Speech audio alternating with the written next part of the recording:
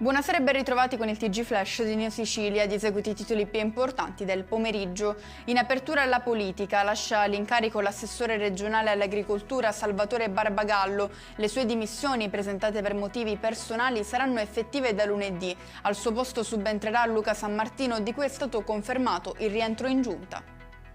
Confermata in appello la condanna di Massimo Giletti, che dovrà risarcire i familiari di Giuseppe Campanella, operaio forestale palermitano vittima di diffamazione. Era il 2016 quando alla trasmissione L'Arena il giornalista aveva erroneamente definito Campanella membro dell'omonima famiglia mafiosa. Si sente male e muore nel letto accanto al figlio di 2 anni. È successo a Frigintini, frazione di Modica in provincia di Ragusa, dove una donna di 38 anni è stata trovata senza vita. A lanciare l'allarme era stato il marito, preoccupato per l'impossibilità di mettersi in contatto con la moglie.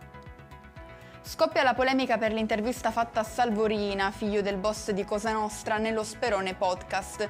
Mio padre, ha affermato, non ha mai ordinato l'omicidio del piccolo Giuseppe Di Matteo. Giovanni Falcone, quando l'hanno ammazzato, non dava più fastidio alla mafia o a Totò Riina, ma ad altri dietro le quinte.